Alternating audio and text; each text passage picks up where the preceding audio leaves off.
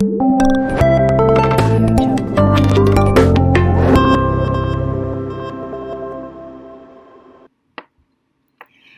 días todos and bienvenidos a la clase de español. Today we're going to learn el vocabulario de negocios, or business vocabulary. We have a ton of vocabulary in this section, so I'm going to break it into two parts. So parte uno for today is word families. So word families are words that come from the same linguistic roots and have similar spellings in various forms. For example, the noun, the verb, and the adjective and other grammatical forms may look very similar. So one of the verb families that you're already familiar with is related to the verb trabajar. Well, we can tell by looking at trabajar that it is an infinitive of a verb, okay? So this is the verb to work. Okay, so we also already know the word el trabajo. We can look at the word el in front of trabajo and know that this word is a noun because of the word the, or el. And so this one means the work or the job. We also know the adjective trabajador, and that is hard working. So you can tell by looking at all three of those words that they have similar spellings in a root of the word. And so you can also use that to figure out meanings of words that you haven't been introduced to yet too. Our next example of a word family actually relates to the term that we use for, or the terms that we use with, business. Okay, our first one is negociar, which is our verb, and we can tell by looking at the AR ending. Okay, and that means to negotiate. Then we have el negocio. We know that that's a noun by the word the. Okay, and that is the noun for the business. We use this most often when we're talking about an individual or single business. However, this term is also often used plurally as los negocios. It's also a noun, but it's used when you're referring to the science or the study of business in general. Our next word family comes from contratar a, and that is a verb, and that means to hire. Okay, now notice that that has an a after it. That a is actually the personal a because we're often going to hire a person, and so a person would be the direct object, which would require the use of a personal a there.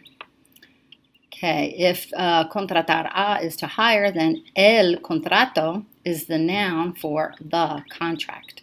Notice there's no C, no second C in either one of those words. Okay, another word family starts with the verb firmar. We know that that is a verb and it means to sign. And the noun related to it, la firma, would mean the signature. Next we have recomendar, and this is an E to IE stem changing verb in the present tense. However, it doesn't mean that that's going to do that kind of change in any of the other tenses because it's an AR verb.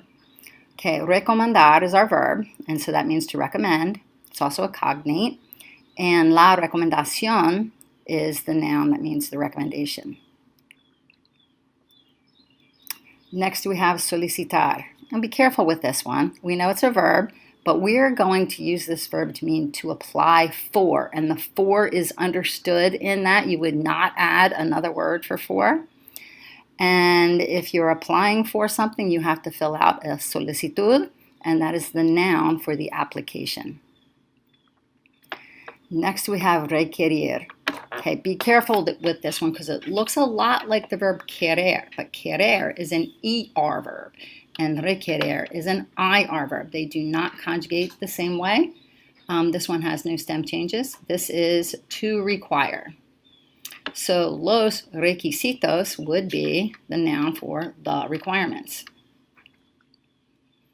Next you have imprimir. Okay, imprimir is the verb to print. And el impreso is the noun for the form, as in a printed form. However, that may also look familiar to you if you have learned the present perfect already, because it also serves as the past participle for imprimir. Next we have entrevistar. Entrevistar is a verb to interview.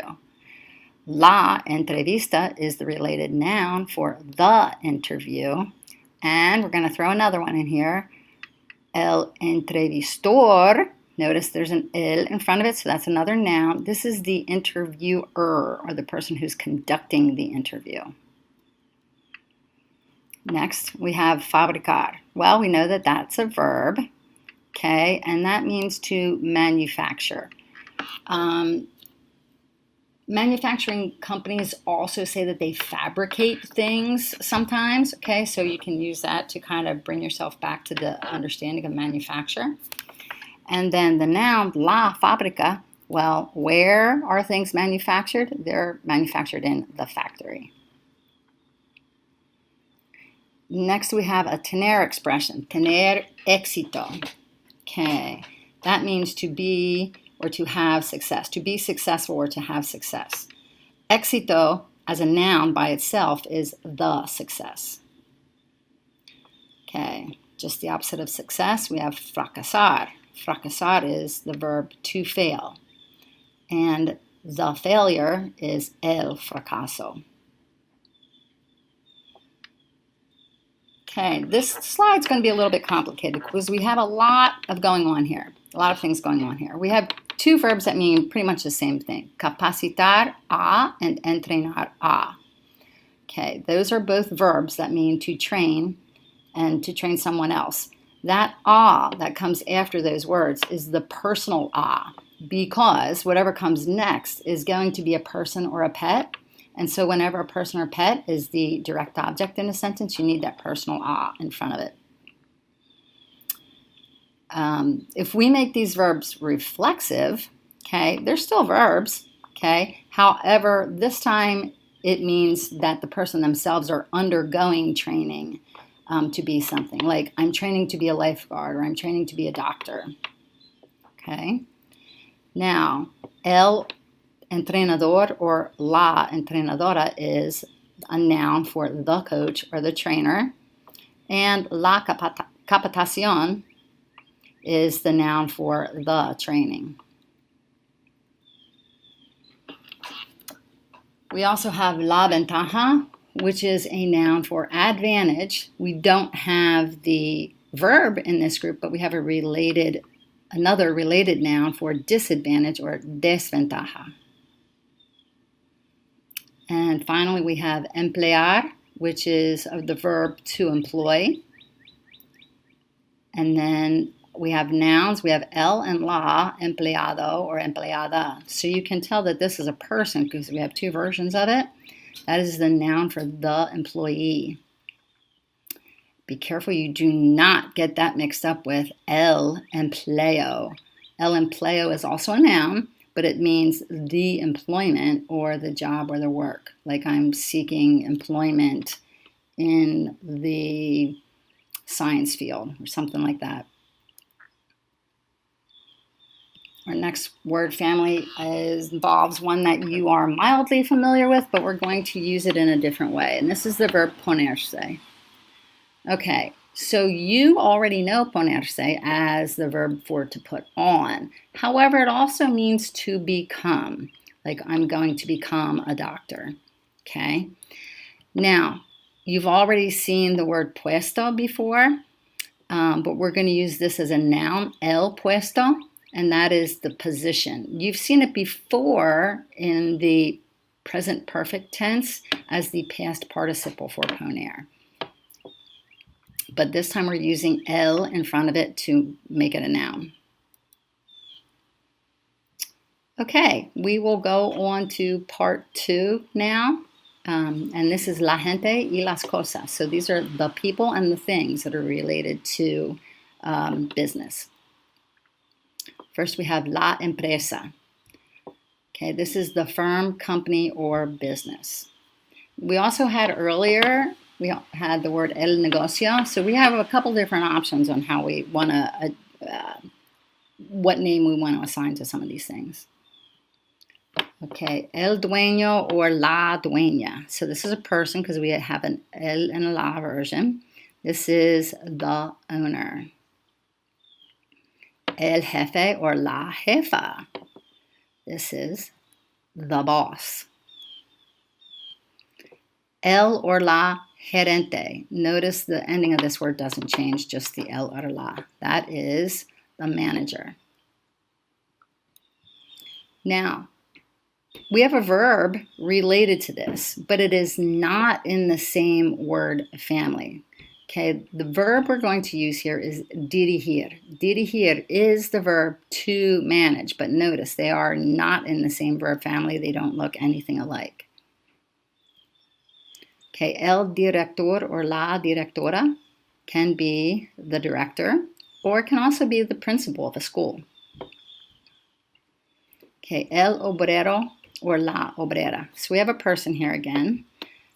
This is the worker. Now, notice this did not fall in the same word family with trabajar. It's a whole nother expression. Empleado did, but that means employee.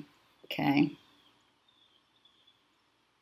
Nope, sorry, that's not right. I was thinking of a whole nother verb. Okay, una carrera is a career. La profesión is the profession. El sueldo, hopefully we get very big sueldos. Okay, and the sueldo is a salary. Los beneficios are benefits, that's cognate. El seguro. If you think of this as a cognate to the word secure in English, hopefully it will help you connect it with its meaning or the insurance. Los impuestos are taxes. Las abilidades is a cognate, so you should be able to tell that that is the abilities. La fecha de nacimiento is your date of birth, which you're often going to have to include on your application or solicitud. And la ciudadania is your citizenship. Notice that would be in the same word family as the word city or ciudad. El juez or la jueza is a judge. Okay, el or la atleta is the athlete. You do not change the A ending on this one. You only change the L or la for the masculine or feminine. So a male athlete is still going to be el atleta. Los datos, these are the facts. If you can relate that to data, as your data being the facts, hopefully it'll help you remember the word. Okay, now we have más verbos, or more verbs that didn't fall into any of our verb or word families. So this is a very important one for this unit on business. Conseguir. Conseguir is to get or to obtain, so we're going to talk about getting or obtaining jobs. Aceptar is a cognate, to accept. Graduarse is to graduate. Notice that is reflexive. Casarse, con. Casarse is to get married. That is in the same word family as casa, because when you get married, you make a house with somebody. If I want to say Joe and Mary get married, I would just say se casan. But if I wanted to say Joe marries Mary, I have to say Joe se casa con Mary. All right, ganar. You have already learned this word before, but we're going to learn a new meaning for it. Ganar is to earn, as in money. You have already learned it as meaning to win. We have another expression we're going to include in this, and that is ganarse la vida. It's reflexive now, and that is to earn a living. Be careful you do not confuse this word with ganar. This is gastar, almost the opposite. Gastar is to spend money or to waste it. Think you spend money on gas. And this one I threw in just so that to make sure that you don't confuse it with gastar. Pasar you already have learned as to spend, but that was for to spend time or to pass by something. Ahorrar, that is to save, as in money. Looks like hoard, so hopefully that'll help you remember that. Llenar is to fill or to fill in. You do not have to add the word in your Spanish sentence. Completar, we've used before, to complete. And jubilarse, which is to retire. It kind of reminds me of the word jubilant. So think that when people retire, they become jubilant. Jubilarse. Okay, then we have dimitir and renunciarse. Dimitir is not reflexive, but renunciarse is. They both can mean to quit or to resign from a job.